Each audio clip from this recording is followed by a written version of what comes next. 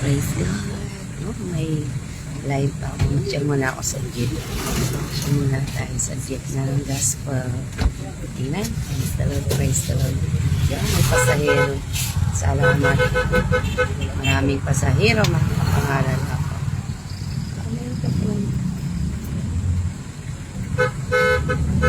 Good morning po. Habang tayo ay nananakbo, magbahagi lang po ako kasi mahalaga sa lahat ng napakahalaga na magbahagi ng Gospel of Christ kasi palapit ng palapit ang pagbabalik ng Diyos. Yung pagbabalik po na yun ay yung sinasabi na pagdagit o rapture. Kung kayo po ay nakakabasa ng Biblia, ha? So, dapat alam po natin ang nangyayari sa... Good morning po, libre naman po ito. Wala po akong hingin sa inyong pera, wala po akong buslo. At hindi ko po kayo hinga ni Singko. Kasi po ay mahalaga lamang na ibahagi. Makinig lang po kayo, mapalad po yung nakikinig. Huwag po kayong matakot sa akin. Hindi naman po ako mukhang masama.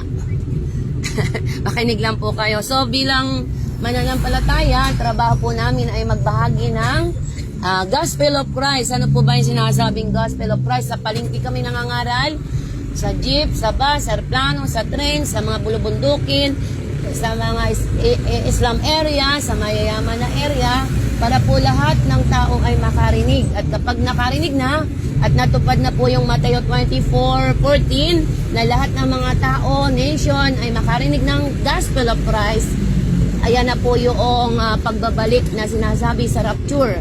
At kung kayo nga po ay may mga video, mga YouTube, meron po doon pelikula si Nicolas Cage na ang title ay The Left Behind. Kung kayo po ay interesado, yun po ay ginawang movie para po mapanood ng mga tao para nakakapaganda po tayo. So ano na po ngayon ang latest na kaguluhan? Pinapadami po nila yung Ebola at hantavirus. Iisa na po ay magbasa na lang po kayo ng Bible. Isa lang po ari hiningi ko doon sa nadaanan ko. So ang pinapadami nila, bawat bansa may Ebola, may hantavirus. At sa ibang lugar, dumadami na. At nakakalungkot po na maraming tao ang tulog pa. Yung ginagawa po nila ay scam na lamang. Scam, bakit scam? Gusto po nila na ibalik muli yung 2019 na ikukulong tayo, ilalockdown para ang lahat ng tao ay maturukan. Delikado yung nilalagay na turok, depopulation. Yun ang hindi alam po ng iba. Kaya po kami nagwa-warning because Jesus love you. Kapag mahal mo ang kapwa mo, pasasabihan mo. Kapag nakinig, salamat. Pero pag hindi, wala na po kami magagawa. At ang pinaka-the best na ibinabahagi namin ay Jesus. What is Jesus about? Hindi po religion, ha? I'm sorry, ha? Pasensya po, medyo lalakasan ko yung boses, hindi po ako galit. Mahal na mahal po kayo ng Diyos. At kung kayo may background na, may kaibigan na Christian, pwede kayong magtanong sa kanila. And we need na magbasa ng Bible para makita natin ang katotohanan. So mag-umpisa po ako sa ano't nakasulat dito. Mateo, ang sabi doon sa Mateo, ang mga tao po ay mahalaga na magsisi at manumbalik sa Diyos. Bakit po kailangan natin magsisi at manumbalik sa Diyos? God bless you, ma'am. God bless po. Kapara yan, anak. Pagpalain po kayo ng Diyos, magbasa po ng Bible, ha? John 3:16, yung wala pa. John 3:16. Mas mabilis po kasi ang buod ng Biblia ay John 3:16. Ano po? So, mas matakot po tayo, hindi sa mga Ebola na yan, sa hantavirus na gusto na naman nilang kontrolin ng tao, kundi matakot po tayo na pag tayo po ay namatay, ay mapahamak sa impyerno. Kaya po kami ay double time kasi si Satanas nagdo-double time din po siya, pumapatay. Ang daming namamatay doon sa may lugar doon, bigla na lang namatay na heart attack.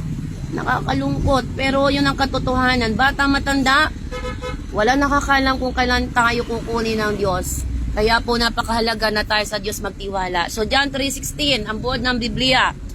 Sabi doon, gayon na lamang ang pag-ibig ng Diyos sa sanlibutan. Kaya isinugo niya si Jesus upang ang isang tao na maniwala, magtiwala, manampalataya, ay hindi mapahamak bagkus magkaroon ng buhay na walang hanggan. Kaya mapalad po yung mga nakakarinig na po ng salita ng Diyos, at yung salita ng Diyos ay tinatanggap po nila, mapalad po kayo. Dati rin po ako po ay binibigyan ng ganito, tinatanggihan ko.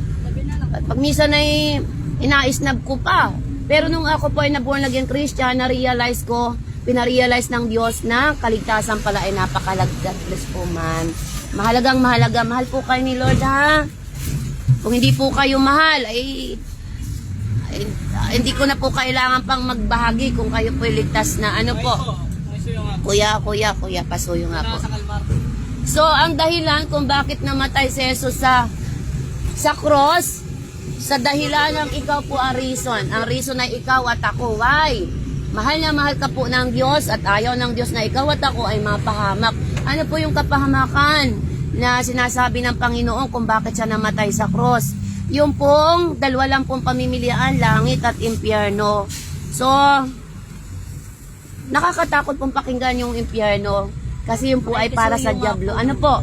Subalit yung mga mananalig at magtitiwala kay Lord, isasalba po. Totoo po yun. Ano po? Maging logic lang po kayo. Bakit? Matuto po kayo mag-analyze ngayon. Bakit nga ba namatay si Jesus sa cross? Ano yung dahilan? Ano yung reason? Ang reason po, ikaw at ako, mahal na mahal po niya. So kaya po kami nagbabahagi sa jeep para po kahit isa sa inyo maligtas. Pero hindi po namimilit si Jesus ha. Pinaparating lang po sa inyo. Free will. Free will. Pag sinabing free will, pag nakarinig ka at nagdesisyon ka, salamat. Kung hindi naman po, wala po kaming magagawa. It's your choice. Choices po ang kaligtasan po ay para sa lahat. Namatay na nga si Jesus, pero hindi ka po pupwersahin ng Lord. Pero sasabihan ka, anak, mahal na mahal kita. Ito na yung panahon, babalik na ako. Kailangan mo na ako. Ikaw ay aking ililigtas. Ikaw ay aking tutulungan. Hindi kita pababayaan. Mahal na mahal kita. Yun po ang pinapasabi ng Diyos. Pero never po siya na pwersahin ka sa isang bagay na hindi mo desisyon. Kasi wala din po sa yon. Kaya po kami ay tagapagsalita lamang. So John 3:16, napakahalaga po noon pag may Bible po kayo. Hindi po religion, pagbasahin nyo po sa mga Bible nyo po, babalik si Jesus, bakit anong nangyayari ngayon? Hindi pa tapos yung digmaan. Aywa ko kung bumaba na yung gasolina, yung LPG, mga bigas, mga pagkain. Kasi po sa Mateo 24, darating ang panahon, tatagutom. Magtatagutom po ha. Maghihirap ang mundo. Magpapatayan, kalamidad, bulkan dini, bulkan doon, sabog dini, sabog doon, sunog dini, sunog doon. Sign po yan, sign na babalik na si Jesus sa pagdagit. Kaya lang, kailangan natin malampasan yung tribulation at yung magtiis sa mga kahirapan na darating, siya po yung mapapasama. Kasi nga po, tingnan niyo po ngayon, ang init ng araw, alas 7 pa lang parang sinusunog ka na. Ay sabi sa Biblia sa Great Tribulation, mas matindi ang init at ang mga tao po ay magagalit imbis na magsisi. So sa umagang ito, John 3:16, John 14:6, Jesus is the only way, the truth, in the life. No one comes to the Father except Jesus Christ. Wala po talaga, I'm sorry. Only Jesus Christ can save you and bring you to heaven if you believe and if you come back to Him with repentance heart. Yan, repentance heart po. Kaya po, kami po ay hindi nahihiya. May time po na tinatawanan kami. Normal na po sa amin yun. Meron pang sinisigawan kami. Sabi sa akin, tumigil ka! Sabi ko naman, Satanas, huwag mong hadlagan ang kalooban ng Diyos. Utos ng Diyos na manalangin at magbahagi. Kung maniwala kayo, salamat. Meron po, ganun po ang nararanasan ko. Pero dahil pag-ibig ng Diyos ay para sa lahat, so hindi naman ako ang minamak nila, kundi si Jesus Christ. Kaya po, salamat sa inyong pakikinig. Tandaan nyo, ang daan ay si Jesus. Wala pong pupunta sa langit. Kung hindi po namatay si Jesus, wala po talaga. I'm sorry to say po sa inyo. Pasensya po. Kailangan ko sabihin yung katotohanan. Kasi kung hindi ko sasabihin sa katotohanan, paano po kayo mag-a-analyze at mag-iisip na kailangan nyo palang maligtas? Tayo lahat pala yung makasalanan. Jesus Christ is the only way, the truth. Siya yung katotohanan. Siya yung buhay. At ang daan papunta sa langit. Kaya po, salamat po sa umagang ito.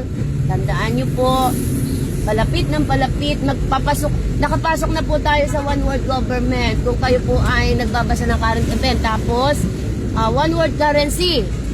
Diba sa ibang bansa, nagda-digital na rin po tayo. It's about control. It's about Agenda 2030. Mag-research po kayo, please. Mag-research po kayo kasi naandyan na po sa Google.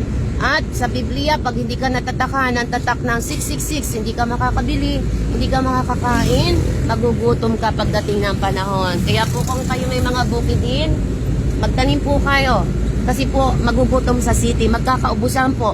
Hindi lang po natin nakukuha yung balita sa ibang bansa. Ang dami na pong naghihirap. Hindi lang po nila pinapakita yung balita sa Pilipinas. Pero yung matalino, nagtatanim po. Wag niyo pong ibenta ang mga bukid niyo. Wag po kayong pupunta sa city. Kung meron nga po kayong pera, bumili po kayo sa bukid para po mataniman niyo, mabahayan kahit ubo para makasurvive po kayo sa famine.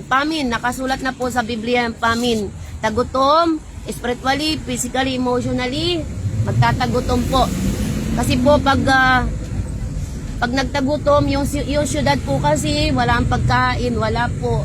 So, yung mga nasa bukid, yung po ang sinasabing matalino. Meron kayong mga taniman, hayupan, nakakasurvive po kayo sa 3.5 years, plus 3.5, 7 years na kahirapan na darating sa mundo na to. Dahil ang mga tao hindi po naniwala na si Jesus ay Diyos at tagapagligtas. So, salamat po sa inyong pakikinig. Ama, sa pangalan niya, salamat po. At yung mga tao po ay nakinig, hindi po nagagalit. Kasi ikaw naman po talaga yung namatay sa cross. At nawa po matanggap po nila yung kaligtasan. Pakunti na po ng pakunti yung panahon.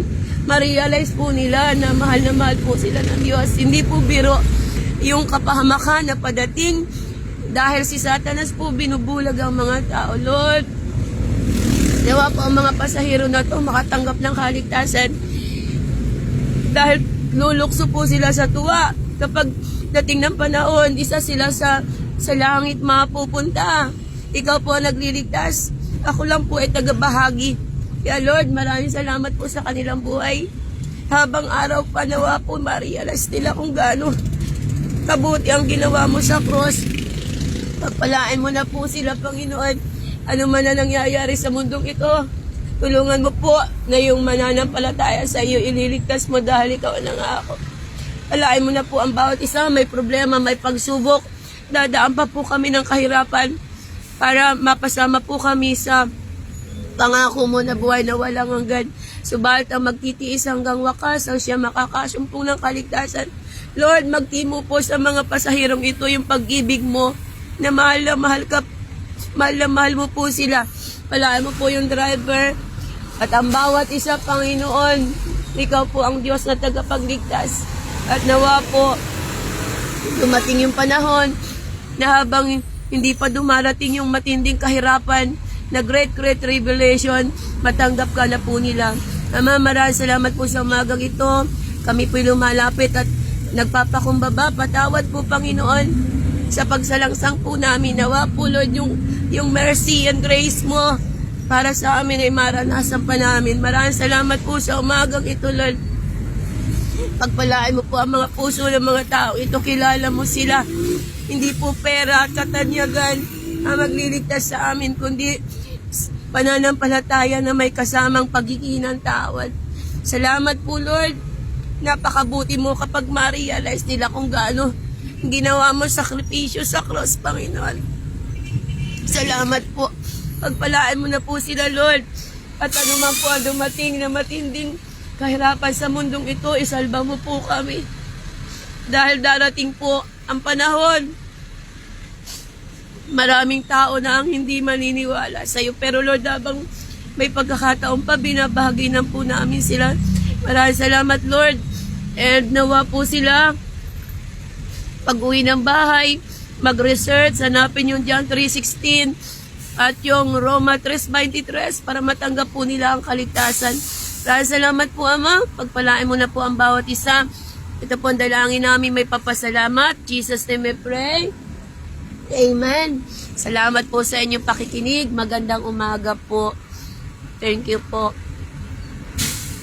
Traffic pa. Maraming salamat po.